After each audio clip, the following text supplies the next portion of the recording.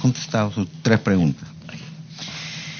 Si las salas penales de la Corte Suprema son la máxima instancia jurisdiccional en materia penal y son las llamadas a establecer o fijar los criterios sobre la correcta aplicación o interpretación de las normas sustantivas y procesales de contenido penal, se puede considerar correcta la actuación de sus miembros cuando se advierte que sus conclusiones se sustentan en una indebida motivación, en tanto aplican una norma y omiten la aplicación de otra, que también regula el mismo supuesto, pese a tener la misma jerarquía e integrar el mismo cuerpo normativo. Muy bien, señor presidente. Ahí también hay 4 preguntas, señor presidente. ¿Podría alcanzarme, por favor? Le voy a volver a leer. Ya, en todo caso, para que tome nota. Claro. ¿Ya? Si la parte introductoria. Si las salas penales de la Corte Suprema son la máxima instancia jurisdiccional en materia penal. Hasta ahí todavía no hay pregunta. Correcto. Y son las llamadas a establecer o fijar los criterios sobre la correcta aplicación o interpretación de las normas sustantivas y procesales de contenido penal. Ahora viene la pregunta. Ya. Pero, señor presidente, la Corte Suprema fija esas decisiones de última instancia en los precedentes, o sea, en las sentencias vinculatorias, también acuerdos plenarios o también en plenos casatorios. O sea, no todas las resoluciones que pide la Corte Suprema son vinculatorias. No estoy manifestando ello. La pregunta es, ¿se puede considerar correcta la actuación de sus miembros cuando se advierte que sus conclusiones se sustentan en una indebida motivación, en tanto aplican una norma y omiten la aplicación de otra, que también regula el mismo supuesto? Por supuesto que no. Por supuesto que no. Así como está formulada la pregunta, no se puede admitir de que no motiven sus resoluciones, se aparten de otros. Eso sería una violación a la función de los jueces. Pero que no es nuestro caso, señor presidente. Nosotros no nos hemos apartado, sí está bien motivada y se ha explicado correctamente. Esto se pregunta porque la calificación que se hace de motivación indebida, que estamos planteando acá, es porque en la resolución que usted suscribió no se menciona por qué se opta por una norma y no por la otra, pese a que ambas tienen el mismo rango y especialidad. Reiteramos, no se cuestiona la conclusión sobre la calidad de testigo, sino por qué no se expresan las razones o motivos de optar por una norma y no por la otra. Por eso era esa pregunta. No es el caso, señor presidente nuestro. Nuestra resolución sí está motivada, no se ha... Cuando los magistrados de la Corte Suprema piden resoluciones de todas las cortes del mundo, señor presidente, se analizan las ejecutorias, no es tan... pero es la generalidad, pero no es una regla. La ejecutoria de los jueces o de las salas generalmente tienen 40, 50 páginas. La del ente revisor generalmente tienen 10, 12 páginas. Y así es, porque la capacidad de síntesis del órgano, mientras más alto es una capacidad de síntesis en la medida que ellos manejan principios, conceptos, que ya no es necesario explicarlos o volverlos a decir. Esa es la razón por la que a veces no se explican algunas cosas, que ya lo damos por válido, ¿no? Ese es su criterio y sobre eso estamos nosotros preguntando. ¿Podría indicarnos qué criterios de interpretación utiliza usted cuando en el ejercicio de sus funciones como juez supremo advierte que la calificación de un elemento objetivo del tipo penal u otro supuesto relevante para arribar a esta conclusión, como la calidad de testigo, por ejemplo, puede encontrar respuesta en más de una norma jurídica, como en el caso anterior? Claro. La primera interpretación que se hace es una interpretación literal. La segunda es una interpretación sistemática. Por ejemplo, ¿qué dice el Código Penal? ¿Qué dice el Código Procesal sobre lo que es testigo? Y la tercera, la interpretación jurisprudencial. ¿Qué ha dicho la Corte Suprema en fallos de última instancia que ha establecido sobre este tema? Vamos a entender tal cosa, ¿no? Y, por último, si no hay algo que llene esa comprensión de las categorías procesales o categorías penales, uno acude a la Constitución, que es lo que se llama la interpretación constitucional. Y si la Constitución hubiera un vacío, hubiera omitido algo, tenemos que ir a la jurisprudencia internacional. O sea, ¿qué dice la Corte Interamericana de Derechos Humanos? ¿Qué nos dice la Corte Interamericana? ¿O qué nos dice el Tribunal Europeo de Derechos Humanos? Por ejemplo, el Código de Procedimientos Penales y el actual Código Procesal Penal no desarrollan el tema de la imparcialidad del juez. ¿Dónde lo buscamos la imparcialidad? La Constitución tampoco lo desarrolla. La Corte Interamericana y el Tribunal Europeo de Derechos Humanos ha desarrollado dos tipos de imparcialidad: la imparcialidad objetiva y la imparcialidad subjetiva, o la que le llaman la apariencia de ser imparcial. Entonces ya todos los jueces del mundo ahora trabajan ese tipo de imparcialidad, pese a que la ley no lo ha desarrollado. ¿Usted tenía conocimiento que el delito de cohecho activo específico atribuido a los procesados se sustentaba en el presunto pago de dinero a favor de Jorge Ávila Rivera y en la promesa de pago de dinero a favor de Teresa Ávila Rivera y María Zulca,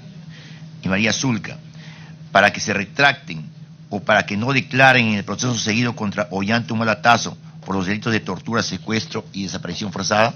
Claro, ese fue el cargo que le hace, ese es el término de la denuncia fiscal, ese son los extremos del auto apertorio de instrucción del juez Barreto, ampliado después por disposición superior, y esos son los extremos por los cuales se han pronunciado, señor presidente. Pero nosotros ya no podíamos entrar a pronunciarnos y a valorar eso, porque el fiscal supremo, el doctor Pedro Chávarri, había dicho que están bien absueltos. Y los jueces no somos fiscales ni cuasi fiscales. Si el fiscal dice yo ya no persigo, el principio acusatorio dice no hay juicio si no hay persecución del fiscal. Para que nos diga, conforme al dictamen acusatorio de la Cuarta Fiscalía Superior Penal expedido en el proceso sobre cohecho activo específico, ¿quién habría sido el principal beneficiario del presunto pago de testigos? Según el fiscal,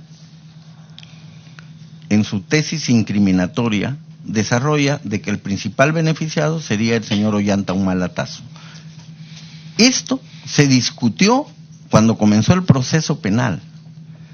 Cuando recuerdan que el juez Barreto dice no al lugar para abrir instrucción como cómplice primario respecto a Jorge Ávila Rivera, cuando apela, el procurador en la apelación, la doctora Julia Príncipe, dice queremos que también se comprenda a Ollanta Humala.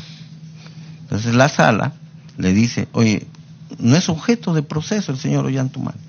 Después lo pide también abajo la procuradora y el juez se pronuncia de que no es materia en este tema de comprar de testigos, que podrían haberlo comprendido como de repente también coautor, ¿no?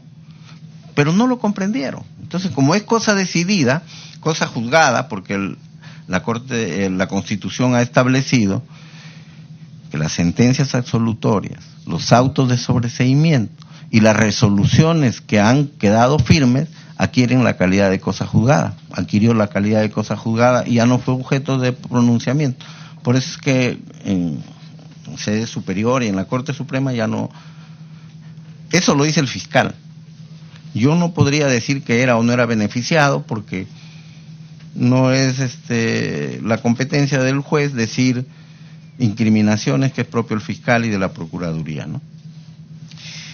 ¿Usted considera que para la consumación del delito de cohecho activo específico se requiere que el sujeto activo que realiza la conducta delictiva debe encontrarse en capacidad económica de cumplir con su ofrecimiento? Como elemento del tipo penal, no, señor presidente. Porque incluso puede ser un indigente que hace una promesa y el dinero no proviene de él. Él está actuando ahí como un tercero, un vehículo, que alguien le está dando dinero para allá. Y se da muchos casos en eso, porque la persona que compra nunca se presenta, utiliza un tercero, un fusible, un objeto que puede por ahí quemarse, pero sí es posible, sí es posible. Para que nos diga, ¿es posible que el sujeto activo del delito de cohecho activo específico, aunque no cuente con capacidad económica, puede ser financiado por un tercero para cumplir con el cohecho o soborno? Ya contesté la pregunta. Con fecha 26 de abril de 2017, los medios de prensa difundieron transcripciones de audios que dan cuenta de la existencia del pago al testigo Jorge Ávila Rivera en pleno desarrollo del proceso penal por el delito de cohecho activo específico. Al respecto le preguntamos, ¿es posible, a partir de este nuevo hecho, reabrir dicho proceso penal, que a su vez mantiene incidencia directa en el caso Madre Mía? Yo tomé nota. El 27 de abril de 2017 dice usted que han habido unos... 26 de abril. ¿26 dijo? 27. Sí. El 26 de abril El 26 de abril del 2017 ha habido publicidad respecto a unos hechos que tienen que ver sobre esto del soborno, ¿o no? Sí. Ya.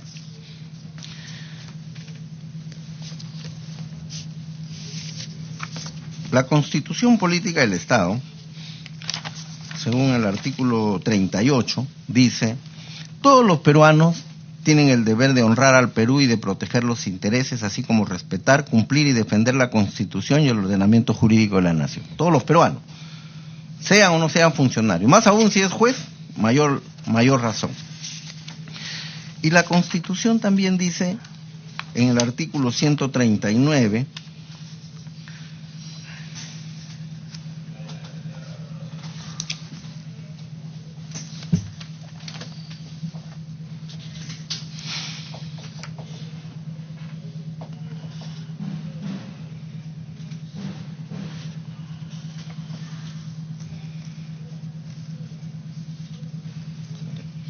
en el inciso 13 dice lo siguiente: la prohibición establece como son principios y derechos de la función jurisdiccional, artículo 139, inciso 13, la prohibición de revivir procesos fenecidos con resolución ejecutoriada, la amnistía, el indulto, el sobreseimiento definitivo y la prescripción producen los efectos de cosa juzgada.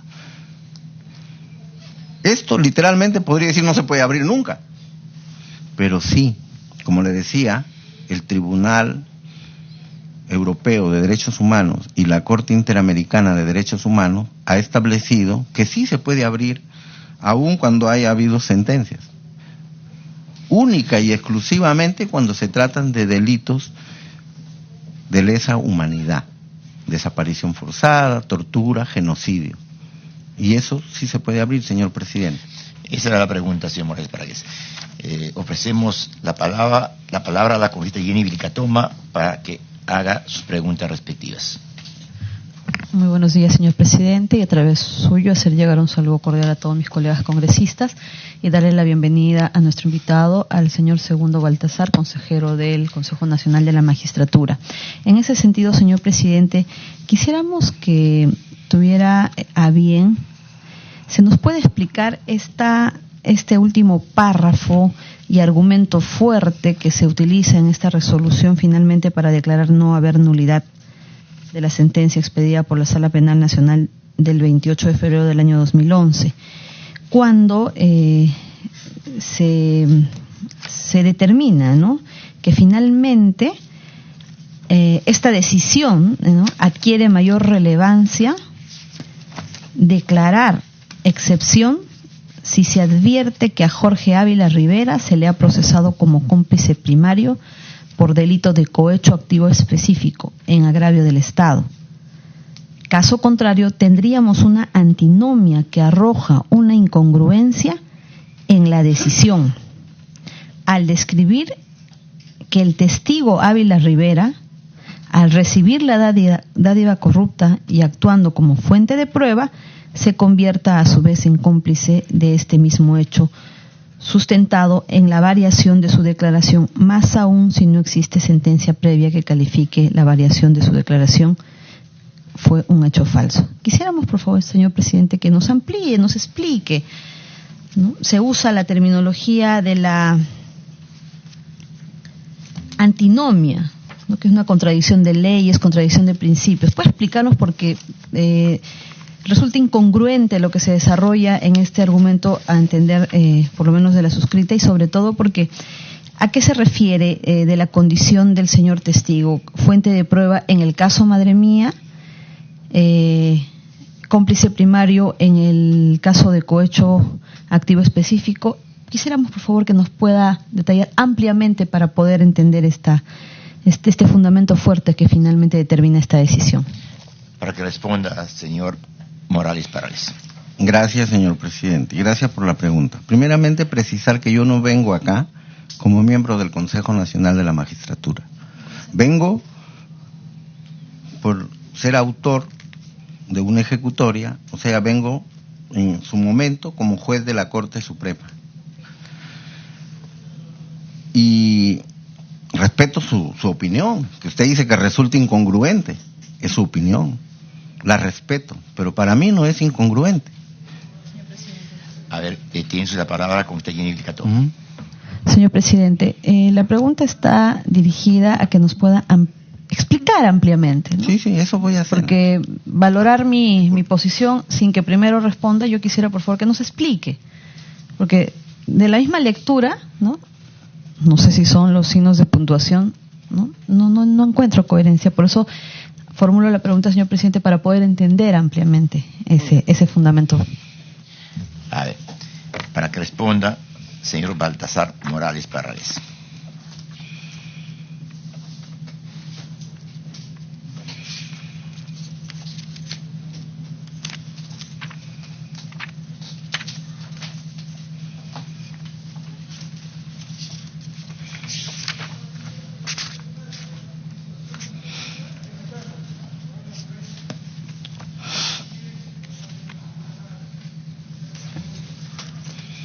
Bueno,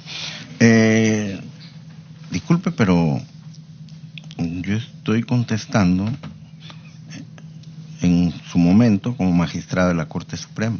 Tengo que defender, es natural, tengo que defender la autoría de la ejecutoria que hemos firmado 5 magistrados de la Corte Suprema. O sea, no son cualquier persona que firma. Y cuando la congresista dice que desde su punto de vista es incongruente, para mí no es incongruente, pero ya corrigió porque estoy contestando. Permítame, ¿sí? Yo le pediría, por favor, la pregunta ya está dada, entrar nuevamente, sí, pues la congresista ya tuvo su juicio de valor a ese respecto, y en base a eso hace la pregunta. Gloria, por favor, está bien. Nos entremos pero ya corrigió también la señora congresista, porque dijo que no era incongruente, sino era incoherente, ¿no?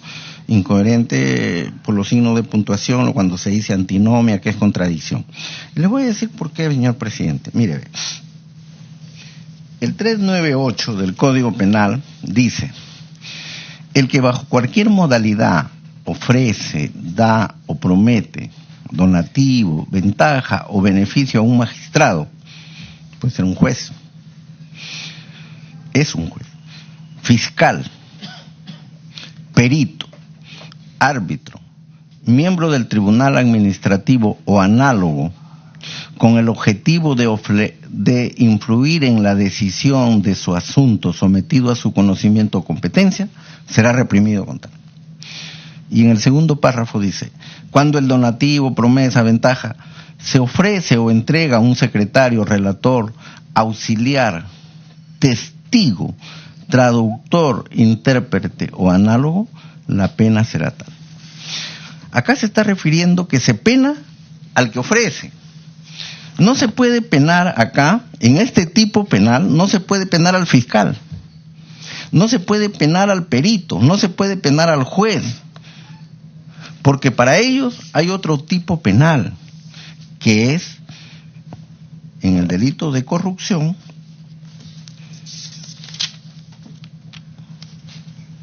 el cohecho pasivo específico, 395.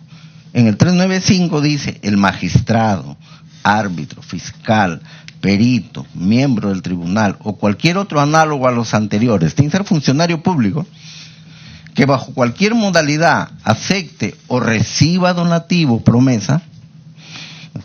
Si recibe el juez, se le procesa acá, porque ahí está el tipo penal. Pero acá no está el testigo. Por eso es que el testigo no se le puede comprender como cómplice primario en el 398. Se viola el principio de legalidad. Y eso, he dicho, principio de legalidad, constitución, no se puede hacer. Por eso lo hicimos. Y no hay incongruencia.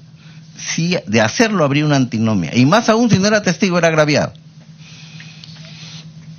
Colega Jenny Licatoma.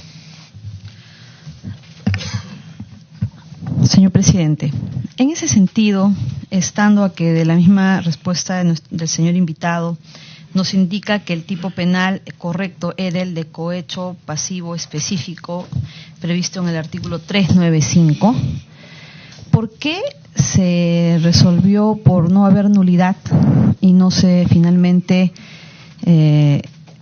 declaró la nulidad del juicio oral a efectos de que se tipifique correctamente el tipo penal?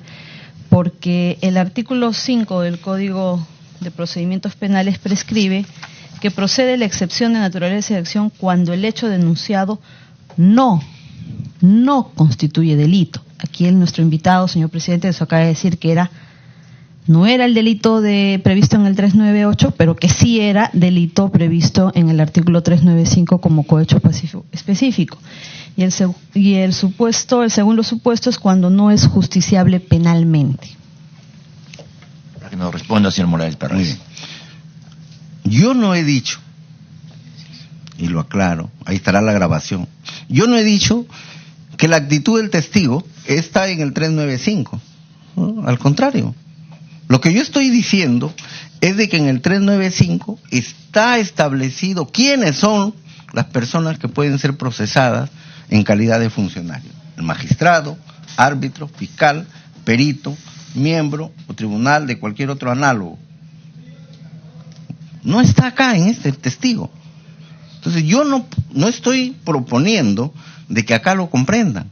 No, además eso lo propuso la doctora Julia Príncipe Trujillo cuando dictaron el auto de no al lugar. Si me dan tiempo, o les puedo dejar, me dan tiempo, lo busco. Ella dice, si no está acá, pónganlo en el 395. Y la sala le dice, no podemos. El doctor Pedro Angularana, en su dictamen, que se pronuncia sobre esto y dice que está bien el no al lugar, dice, no se puede hacer eso porque viola el principio de legalidad. Él lo ha dicho. Y yo creo que está bien. Eso tenían que resolverlo así. Por eso es que nosotros decimos, 5 magistrados de la Corte Suprema, que no hay tipo penal para eso. Y si no hay tipo penal, nosotros no podemos extender la norma en perjuicio del procesado. La misma Constitución dice, en caso de conflicto de leyes penales, vacío de ley penal, confusión o ambigüedad, se prefiere la que más le favorece al procesado o al ciudadano. Y eso es lo que hemos hecho. No podríamos decir, doctora, hágase nuevo juicio oral para que lo procese con esto. Prevaricaríamos. ¿Y sabe por qué? Porque el fiscal supremo, persecutor de la acción penal y del proceso, Pedro Chávarri, había dicho que están bien absueltos. Y cuando... Eso viene de la época de la antigüedad. Cuando a Jesucristo lo llevan ante Pilatos y Pilato dice, no encuentro culpa en este hombre, tuvieron que llevarlo a otro acusador.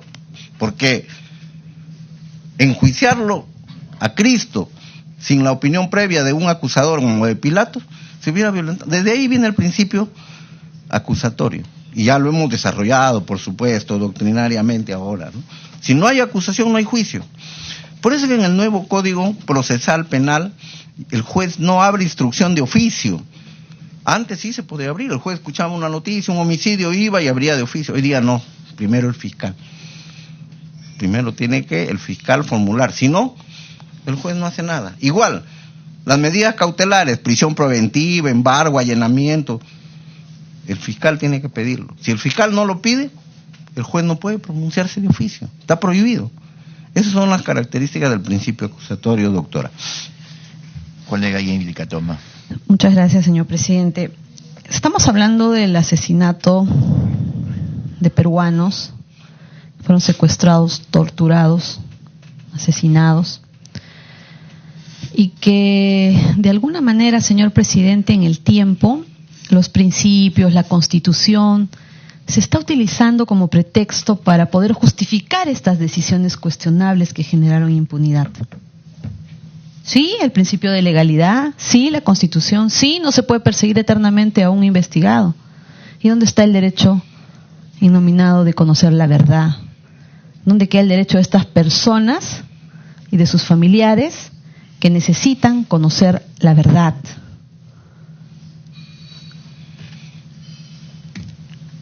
Cuando una decisión está en manos de la Corte Suprema, y eso dejamos en claro, señor presidente, que conocemos perfectamente que el que tiene el monopolio de la acusación y de perseguir del delito es el Ministerio Público, eso lo sabemos, eso no necesitamos que nos lo vengan a enseñar aquí, lo sabemos perfectamente.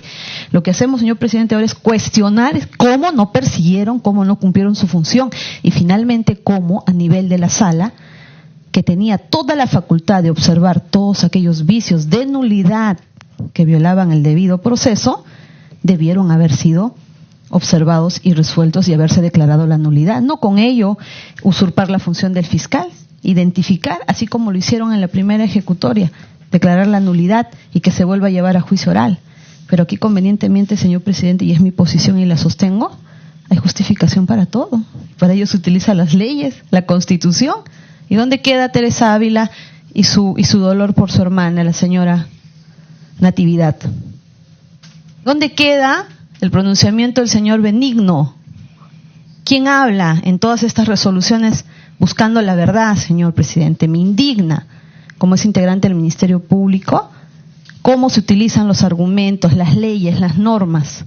Claro, hoy día se tiene que defender de alguna manera algo que ha generado impunidad. Muchas gracias, señor presidente. Señor presidente, disculpe, pero... Todavía no le damos la palabra. Gracias. Acá no ha habido ninguna pregunta, ha sido la posición de la colega Jenny Vilcatoma, y si usted a ese respecto quiere hacer... Puntualmente, señor presidente, creo que nos merecemos respeto mutuo, como yo lo estoy haciendo, pero no se puede, en un foro como el que estamos, decir que es una decisión cuestionable la nuestra. Es una opinión, ¿no? Es una opinión muy personal. Y es válida, que dice, señor Morales. Pero yo he sostenido acá, señor presidente, que sí se puede dejar sin efecto cuando hay violación al derecho a la verdad. Y dije, sentencia del Tribunal Europeo de Derechos Humanos, sentencia de la Corte Interamericana, porque las víctimas de los homicidios, las torturas, tienen derecho a saber, y eso no prescribe, señor presidente. Eso no hay cosa juzgada y se puede abrir solamente en esos casos. Pero en otros delitos comunes, no, señor presidente. Y la doctora dijo que nosotros, teniendo la facultad de haber declarado esa nulidad, teníamos la facultad, pero no encontramos causal para declarar esa nulidad, por eso lo hicimos. Que no compartamos un criterio es otra cosa, pero nosotros lo hemos dicho. Colega Zacarías Raimundo Lapa, tiene uso de la palabra. Gracias, señor presidente. Saludo a todos los colegas y asimismo al nuestro invitado, doctor Morales Parragués. Sí, yo lo he escuchado pacientemente toda la exposición. Efectivamente, yo le daría solamente mi apreciación. Me parece que al momento de iniciar la tipificación no la han comprendido al agraviado